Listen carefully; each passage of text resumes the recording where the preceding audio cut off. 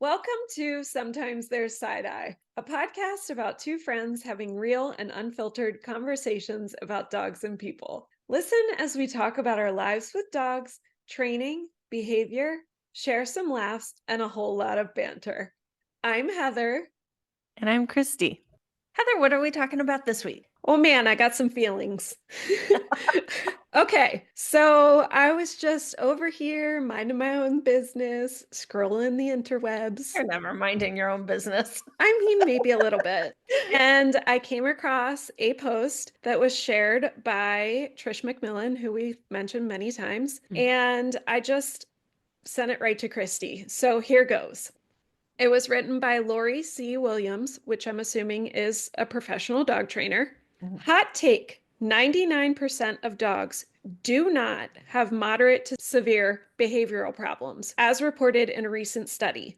What many of them do have is 1. Being in the wrong home for them problems. 2. Having owners who don't understand canine behavior problems. 3. Not being given enough or the right enrichment and exercise problems. 4. Living idle, sedentary lives with no outlets for expressing any of their innate drives and characteristics problems.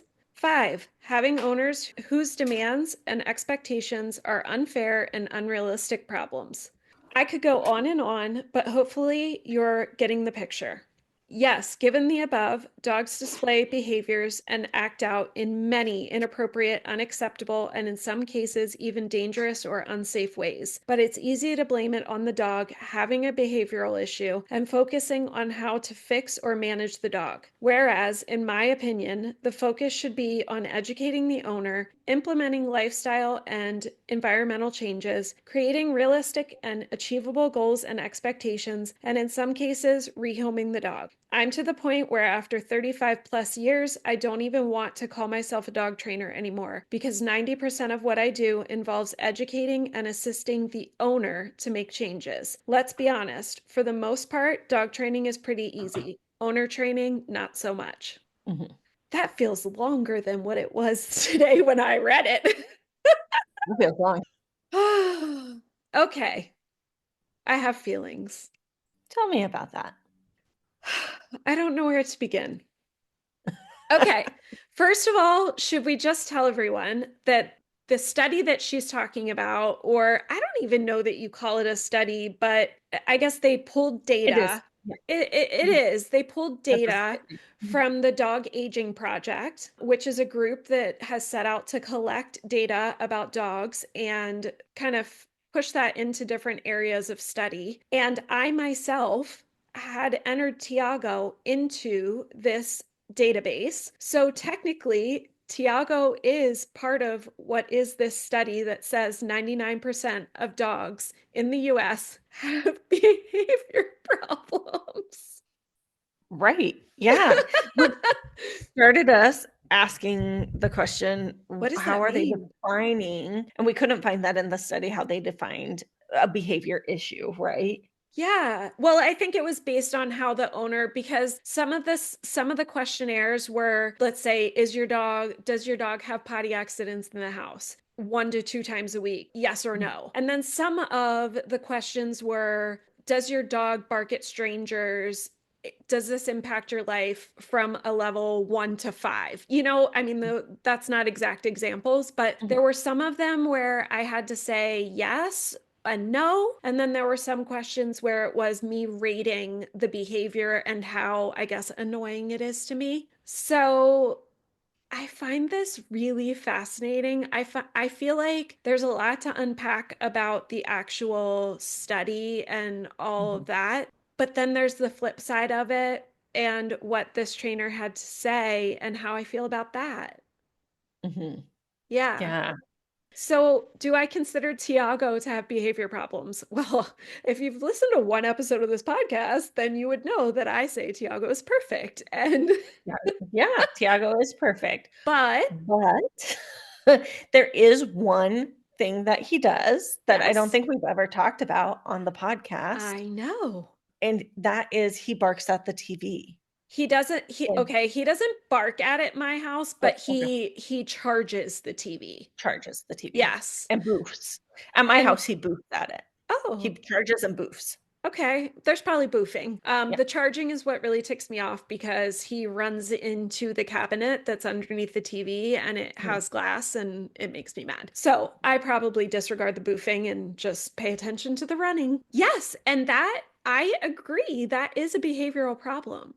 Is he a behavioral issue dog? No, No. not in my opinion. So I So guess he are falls the into the 99%. yeah, and that I think is a little broad because no dog is without some quirk, Right. typically. I don't know any that are not without some quirk. Actually, I can think of one right now, but Oh, wow. One perfect dog, better than Tiago. Tell me about this dog, Christy. No, I'm joking. Kelly Weaver, it's your dog. Oh, you just called out the person because she must be a listener. Wow, that's going to make her very proud. It, It yeah, it I mean, I can't think there's not a lot of dogs that don't have something, yeah, whether it's barking at the delivery guy. So, for some people, that is wanted. yeah. I know that there are women who say, like, "I want my dog. I want the delivery guy to know this is not the house that you mess with." Hmm. And then for somebody else, like me with Lucy, I'm trying to work and have serious conversations on the Hmm. phone, and all of a sudden my dog is going insane, Hmm. and they're like, "Do you need to take a break? Do you need to pause? Like, Oh, what's happening at your house? Is everything okay?" And I'm like, "Ugh."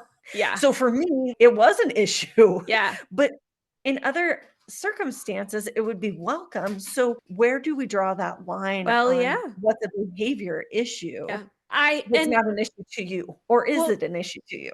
yeah, and it's a good point because if Tiago lived in a house where somebody doesn't watch TV, the issue is non-existent.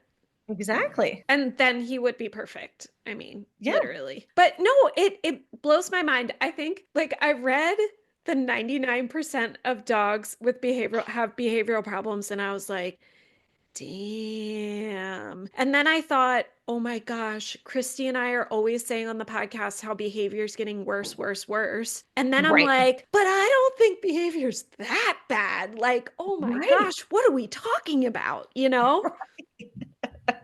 And if I would have known that they were going to take the charging the TV thing and make it Tiago's not perfect, I would have answered differently. Right. And that's why they don't tell you that in research because they want unbiased. But it does bring up the question of I think people are defining behavior issue Yeah. differently, and I think that's why the trainer is saying she disagrees that Yeah. 99% of dogs have behavior issues, Hmm. but also that it's still even if we're at 99%, which I think Heather and I are in strong agreement, we're not there society-wise. Even if we were there, it still comes down to educating the owners and what's the right fit for the owner and what's the right fit for the dog and how to make things work in a household with Yeah. 2 different species living in it. Yeah. Well, and I think we've talked about it a little bit, but we've never really dove in deep about how different the world is today Yeah. versus the world when we were growing up with dogs. So Christy and Mhm. I are in our 40s. Ugh. Ugh, I know. liar. I know. And the way that dogs live today versus the way they lived in the 40s, in the 40s, I just aged us. Sadly not by that much. Goodness. Oh my goodness. The way that dogs lived when we were kids, which would have Yeah, been the 80s and 90s, 80s, yeah. it's In the very, 1900s. yeah, right. It's so, so vastly different, you know, It is. and there's good and bad that comes with that. So when I was growing up, the dogs were outside with us off leash, just playing and running. And, you know, there were a lot less rules about that and good, Mhm. bad, or indifferent. they were getting all of this enrichment and exercise from just being outside and running around with the kids and the neighborhood kids and the neighborhood dogs. And they're out in fields and they're here and they're there. And while I understand why the world has changed, I feel Mhm. like there are plenty of people who have not changed the way they dog to Mhm. compensate for the changes in the way we dog. Yeah. And I think that that is a huge piece of why this trainer kind of spouted off. And I find it really interesting to think about. Yeah. And I think, like, I was telling my friend who lives in Minnesota, and she lives on a lake, and I was saying we expect a lot of, well, not we, they expect a lot of their dogs on that lake because there's no fences there. Yeah. And so everybody just lets their dog out to go to the bathroom and be outside with them, and every dog is off leash. And I'm like, like every dog needs to be dog social there, and every dog needs to have a recall and all these things. And I was like, man, that's a lot. That's a lot more than I think we expect even here in Arizona. So it's even by region, or by county, even within the region, because That is I know true. she's like, that's not what we expected in the cities. Yeah. But and so, man, and I don't think our frame of mind changes between our city home and our cabin home necessarily. I You know mean, what I'm saying? yeah, mine does, but I'm all in. Yeah. I'm all in, Yeah, man. mine does too, but Yeah, but we're not, I mean, probably the majority of people listening to this podcast, yeah, they have some element of a shift depending on where they're going with their dogs, terrain mhm, wise, and all that different stuff. But I don't think those are the people we need to reach. Like our mhm. listeners are not the people who need to be hearing all of this. You know what I mean? Yeah, But yeah, uh, where does that land? Where does it land to get that message out there? Where does it land to educate, I don't know, pet people? I don't know what the term is. We're going to say pet people. That the way that it was is not the way that it needs to be now. And mhm, so many of the things you're seeing could be non existent or much better mhm. if you recognize that, I guess. I think about what the trainer is saying in her post, and I'm like, okay, I don't necessarily disagree with what she's saying, but then Mhm. I come back to myself and I'm like, but what is the solution? Because how did we teach people about that? How do we make sure that people understand that their needs are different? Where does the education come from? I've said to you that I feel like with my puppy training business, I don't feel like a dog trainer. I feel like a consultant because I spend very little time actually training the dog, the puppy. I Right. spend way more time giving the people direction, sharing links with them, teaching them, talking to them. Like the majority of my hours are spent talking to the owners and guiding Mhm, them, which is fine. I'm mhm. happy to do that, and that's what, like, I think that's a lot of what modern dog training looks like, to be honest. Yeah, But how do people find trainers that are willing and educated enough to be able to do that? I don't yeah. know. Yeah, and I will say in the training that I've helped with in the past, it is a lot of training the people, because and even when you're training the dog a new skill, it is walking the people through, hey, let's not be so harsh, or hey, a better idea would be to step in front of the cot so that the dog can't get past you. Yeah, Hey, I just like to say nope instead of no. Those things. And so it is, even with new skills, I think a lot of dog training is showing the people how they can do better. But I think that's even among us as friends. If I'm like, hey, I'm kind of stumped here, I would say, what would you do? And you might even watch me say, show me what you're doing. Oh, okay, here's what I see. You true. know, yeah. And I think that even in agility or in any class that I'm taking, very little of it is about Jackson. So has dog training not changed? Okay, I do think it has changed, but maybe we're just focusing on different things now Oh, tell me because about that. I'm thinking back when I got Lizzie, Hmm. so over 20 years ago, In because 1942. in 1942, when Columbus sailed the ocean blue. No, I'm way Yeah. off now. I'm trying to think about our puppy class. Yeah, I don't think, as I'm thinking back, I don't remember them focusing on us as handlers. It was a Mm, lot of focus on the dog. okay. I mean, that's a really long time for my brain to remember ago. No, I But would I actually agree with you there. I would agree with yeah. you. I'm thinking about my classes with Link and Layla, and it was very dog focused. So how did we understand? Because it really is a people problem. Like, not problem, but you really are training the people. Maybe we just changed Yeah. our language around it is part of Yeah, it. quite possibly we did. Mhm. Hmm. I stumped her, everybody. Yeah, I don't know how we got here or where it changed because Yeah. as you only have 1 dog, in my case, 20 you get training 20 years ago and then 10 Yeah. years ago, and then Yeah. there's, like, these Yeah. 10-year gaps in It's between. so true. So the whole industry changes between the time you have a dog.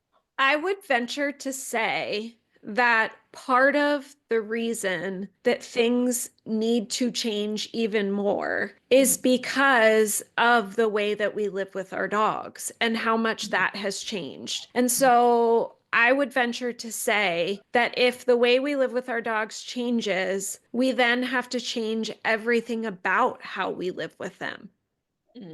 And yeah, that includes training. yeah. Yeah, and I do man, it's changed so much. When I had Lizzie, I mean, taking her to Starbucks, man, like, I was the best dog parent in the whole world. You had Like, Starbucks back then? yeah, okay, you know what? 1942 Starbucks was established. Actually, I don't know when it was established. Don't come at me, Bucks people. But yes, I mean, I was like the best dog parent because I would take my dog to the coffee shop, like, Yeah, "Oh, I'm so kind and enriching." And now that would be like such a low standard, yeah, you know? yeah, So our focus is different with dogs, but also I feel like it's harder for dogs to navigate at the same time yes. because it's expected that everybody wants the dog who can go to the farmer's market and go to lunch on the patio and all these things. And Lucy could do all those things, Mhm, but they just weren't fun for her because mhm, behaving was not fun for her. mhm.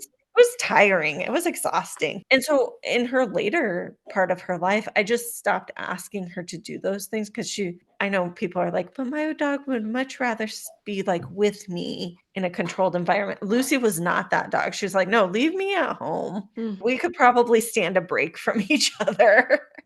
yeah. and, and you go have fun and come back home, and then we'll have fun. I mean, honestly, Layla was that dog too, because Layla was the most incredible pit bull. And she was, I mean, if you ask people prior to Tiago, if they knew Layla in our home, they were like, oh, Layla. Mhm, Oh, you would just sit down, like everyone would sit down, she'd find her favorite lap, and that's where she would be, you know? mhm, But she was so anxious out in the world that mhm, I didn't do it because it didn't feel good to me. mhm. And in if I look back on it now, my options were drug her so I could take her out and about in the Oh, world, or let her be a homebody where she was perfectly happy and not drug her and she was like doing great, you know? So we yeah. didn't. I Mhm, wanted her, I wish she could have been seen by the world because she was mhm, such a great example of pit bulls, but it just wasn't not for her. And mhm, I'm trying to think back where I came to that realization. How did that happen for me? mhm. Because we got her in 2004.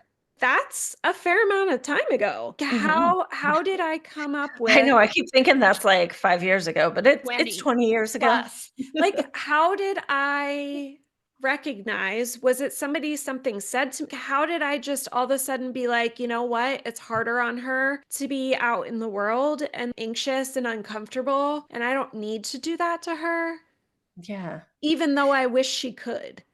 Yeah, and I don't feel like that Lucy wasn't necessarily anxious out in the Yeah. world, Yeah, which yeah, was nice, like, she could go so, like, if I needed to take her, yeah, she could go, and I think a lot of that came from she was my running buddy, so we'd go for yeah. Sunday runs, and then we'd all do breakfast after, so I was not gonna run her home and come back, so she was just expected to be at my Be there. feet and behave. And in those cases, yes, I took her because she was getting the enrichment of running and that far outweighed having to behave at Right. breakfast after. But I think it was when my friend was like, "Oh, let's bring our dogs." And I thought, I don't know that that's fun for Lucy." Mm, As I thought through it, and I was like, "I think it's just she does it and she does it yeah. well, but it's not enriching for her." Mm-hmm. And sometimes it's okay to, like, do things because you're building a skill, Yeah. and sometimes you do things because they're fun for your dogs. Yeah.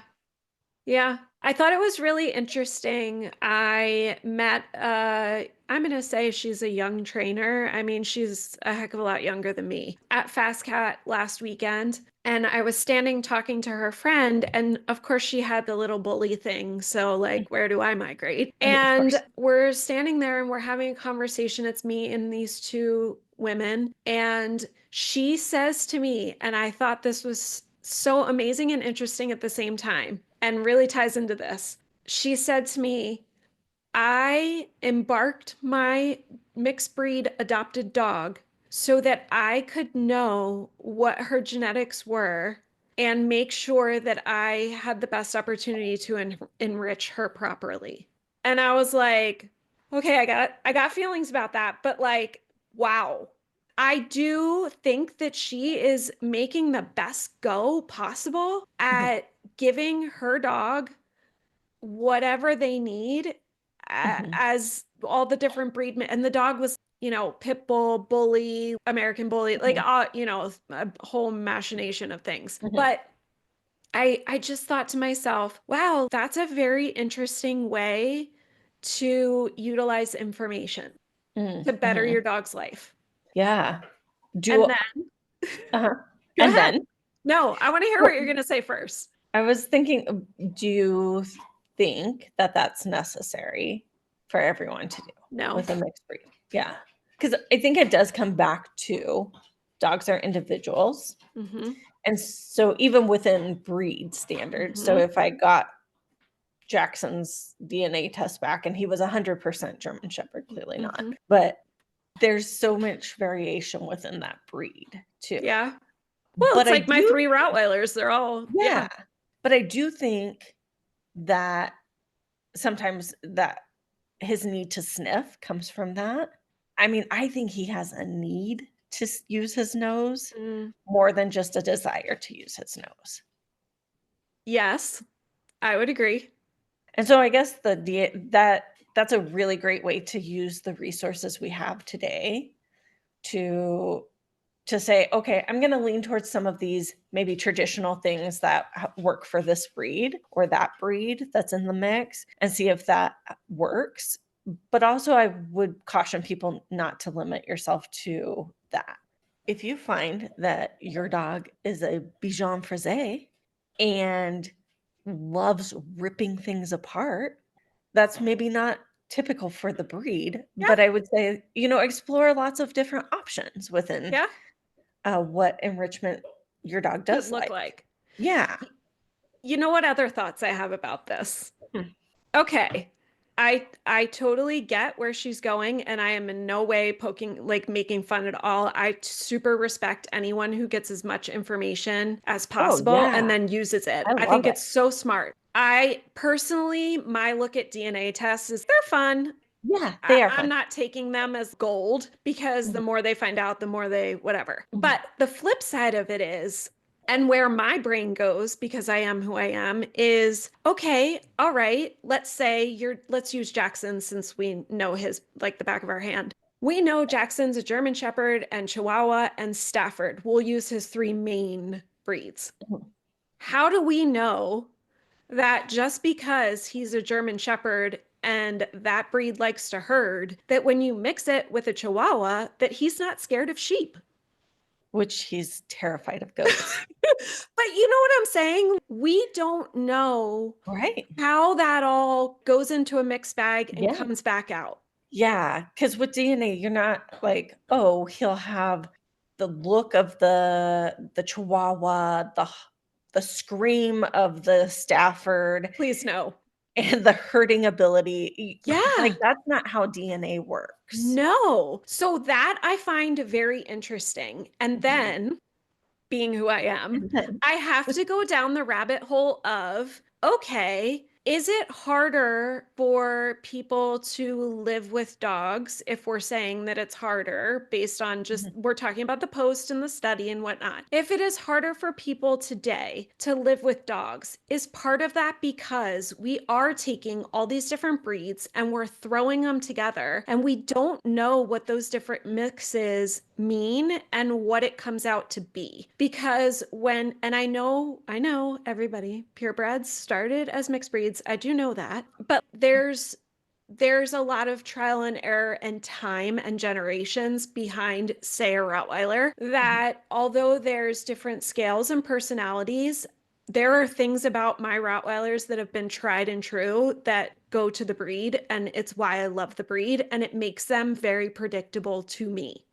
mhm. So, have we lost some of that predictability, if you will, in the mixing of all these different things to create everything that we try to create? And when I say we, obviously the world.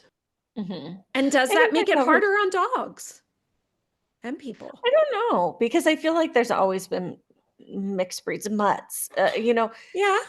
I do think some of that came into good family dogs just happen to breed with other Mm-hmm. good family dogs, Mm-hmm. and then, oops, there's a litter, Mm-hmm. um, and I think we're spaying and neutering a lot of good family dogs. Yeah. And nature was sort of providing us with these good family dogs, right? Versus us Yes, having to get messed in it and actually thinking that we're selecting correctly. right. There was a lot I mean, there was a lot less saving of dogs Mm, also. So, I mean, when you have 50,000, 100,000, 200,000 dogs being put to sleep, hmm. okay, great. We got some good family dogs, but then there's Yeah. a lot that's just out with the wash, Yeah. that we're just euthanizing. Yeah. And so I don't yeah, it's hard to say. I think there's so many factors. I think it would be impossible to say it's one thing or the other. I think it's such a mix. Spaying and neutering good family dogs, saving all the dogs. The Changing the way we live with the dogs. the way we live with dogs has It's such a drastically huge piece. yeah, and there's just so much that they need to put up with in this environment that we Hmm. live in now. Because not just how we live with them hasn't just changed, the way we live has changed. Absolutely, I yeah, and mean, I do think, Americans in general are more oh sedentary. my gosh, yes. And kids don't go outside. Well, not in Arizona, it's 130 degrees You know out. what I'm saying? Like it does not look the same as it did when we were Right, kids in the 40s. yeah. You have to stop saying that. It's cracking me up. But really, it doesn't look the same for kids today, even Yeah. in where I grew up. Yeah, I mean, because yeah, you're at home on your phone or on video games or, mhm, whatever. I mean, we had, like, an hour of video game day play a week. I mean, it was mhm, very limited what we could mhm. do. The rest of the time, I'm not sure if it was that our parents just didn't wanna see us or they were, like, concerned for our health, but we were not allowed to just be inside. Oh my gosh, it's so funny. Yeah, I think I think that the post just really hit me hard. And I sat there and I read it and I was like, "Oh, I don't disagree with anything, but like Mhm. also I don't think it's simple, just like Mm-mm. everything we talk about." Of And course. also, I think that, okay, I don't want anyone to go like running around with their hair on fire saying that, oh my God, every single dog has a behavioral problem. I don't, No. I think that that's way oversimplifying what came out of this study big time. Yeah, and I think they did simplify that down to a concerning level, Yeah, to be yeah. honest. But I do think that it just sort of made me sit back and really think about all the different things that we talk about and we touch on, and Mhm, how dog training really does have to change. And it has to change because the world has changed and dogs have changed. People mhm, have changed. Everything about where dogs live with us has changed. mhm. Yeah. And it's kind of where I ended up with it. Yeah. Yeah, and in case you're a fan of Nate Bargatze, the comedian, he actually somebody told him, "I can't believe you let your dog sleep with you." And he's like, "Oh, what is this, 1980? Like, what kind of dog do you think I have? I have a doodle." He's like, "It's barely a dog. It's practically a human." I saw that. It's like it's barely a dog, it's practically a human. Yeah. So I would encourage anybody to go and listen to that. That kinda sums up what we're saying too. It Barely has a dog. changed a lot. Yeah, Yeah. it has changed a ton. And for the better of dogs, but also to the detriment of dogs. I would completely agree. So many people will like say to, crazy dog owners like us, "Oh man, like I want to die and come back as your dog." And I'm like, I stop and pause at that. As I think about it more and we get more Mhm. into these Philosophical? philosophical conversations, I do stop and pause and be like, do I want to come back as my dog? How well am I doing? How well Mm, am I meeting the needs? How well am I taking care? It makes me really yeah. stop and question. And what's funny is my team at work, everybody has dogs. I'm the crazy dog person. Mm, My team was asking me about Jackson, and so I was going through kind of my weekly schedule with him, which is a lot. Mondays are agility, Wednesdays barn hunt. At the time we were doing Saturdays scent work and then Sundays mm. barn hunt. And they were like, "That's a lot." And I was like, "Yeah." And they go, you don't have to do that." And I was like, Oh. "Huh." I was like, "Well, you would think that, but I really feel like I do." Because 1, I'm enjoying it, so it's not Mhm. problematic for me, but also Jackson's a smart dog who needs his brain exercised and if and his body exercised. Mm. So when we can do events that can exercise both, I'm my life with him is much, much easier. Just as an example, I missed agility on Monday and I paid the price. I wasn't feeling well Monday night and I paid the price all day Tuesday, all day today. We Mhm. had to have a play date over Yep. today to try to rectify some of that energy. And then after Trin left, the next day he took 3 slippers out to the yard to show me like he was disgusted his friend was gone. Wow. So Okay, so if you were answering the study though, and you weren't giving him the enrichment that you are so passionate about giving and mhm. making sure he does all the things he needs to do, he would be a serious shit show. Yeah. Yeah, he could be. Yeah. He would. There, Not could be, he would be. there you have Yeah. it. Yeah. And I think sometimes when we want certain things out of dogs, that can look that can how do I say this? When we want certain things out of dogs, that can create problems Ooh, if we're not meeting that need. tell me more. So when we as a society, any individual, I'm just saying we in general, when somebody wants a dog who is a sport prospect. Mm, Okay, well there's 8 puppies in that litter.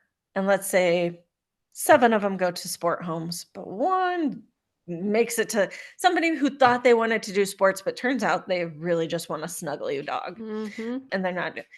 That might be problematic because that's a dog who was bred to do things and go Mm-hmm. places. I cannot have a GSP, German short hair Lord, pointer. tell me about it. I think they're so cool and how much Mm-hmm. they can do and their work ethic and all the things that their versatility.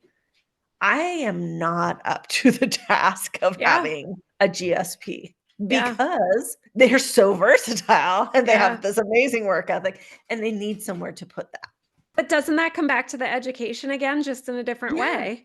Yeah, And like getting people to absolutely. understand, hey, this is what you're signing up for. And you need to Yeah. be really aware of what that truly looks like. It's like, okay, so I was at a dog show a few years ago, ironically, with our friend who is a GSP breeder. Oh, we had Eve on the show. She did our Oh, shed hunting episode. yeah. So we're in the middle of a cluster, if you will, Mhm, and we're inside a massive community building. It's mhm, huge in Oklahoma City. And we're sitting there, and Eve has one of her GSPs, and she is laying in a wagon, just watching all the dogs and the people go by, not even moving, not giving a care in the world. And mhm. Eve and I start laughing, and we're like, the last thing you need is for someone to see her and think that's what a GSP is, you know?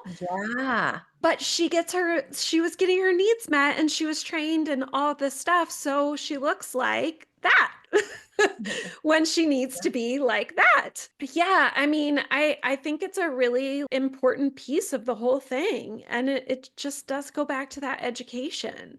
I also think, I just thought of this, it kind of it also makes me think about those trainers who are kind of a one-trick pony. Oh, Like, this is the solution for everything. If you can train a dog to turn off its brain, then this will solve all your problems. That's a great trick to have in the bag. If it's a hammer or if it's a nail, you got the hammer, great. yep. But what if it's a screw? Yeah. Like, Yeah. and so we do have to know more than one trick, and I think that's where that educating people come in so that we can train dogs appropriately and give Mm. them the enriched life that they need. And give people the proper resources that they need to be Yeah. able to live well with their dogs in this Mhm. new world.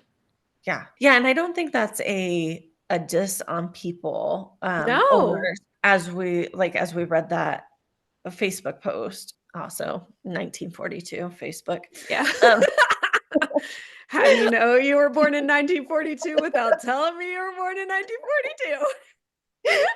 you still have Facebook. But I think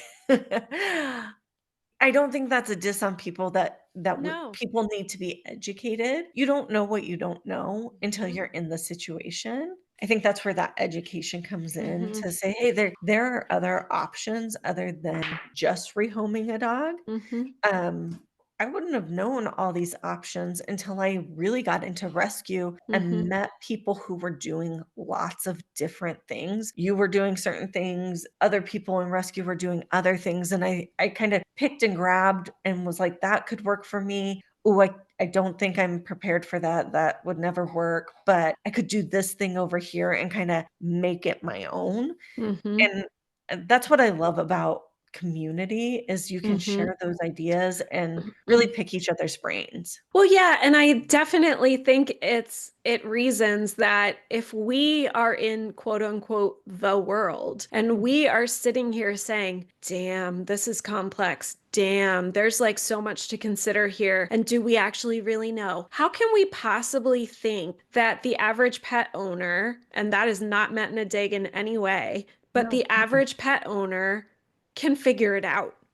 I Right? mean, there has to be education. There has to be Mhm. talk about it. There has to Mhm. be people out there who are giving those people the opportunity to learn. And I agree with you. They only know what they know. So, And I think that comes back to too, within the community, if you see somebody who feels off base, or how do they not know that? Mhm. We can give grace to those people Mhm. and be kind to them and say, "Hey, you know what worked for me? I just want to let you know, hey, I've had this problem, or I've never had this problem, but I've seen some research on it and maybe you've tried this." Or I think it's so important to have community where people can be honest about their dog's issues without shame or without judgment, so that we can keep dogs in their home if it's the right fit. Mhm. Um, and sometimes it's not the right fit without education. Yeah. I mean, it's like we all started somewhere. We all started somewhere, yeah. We all started somewhere, and we need to remember that, and then, Mhm. like you said, give grace to others and to ourselves and to our dogs, Yeah. and find a way to kind of make it through. And I agree with you. I think it's a great way to help someone and then help that dog. Mhm. Yeah. If you've enjoyed this episode, subscribe, rate, and share us wherever you get your podcasts. Also, come on over to Instagram and engage with us at Sometimes There's Side Eye. Thanks for listening, everybody. Talk to you next time.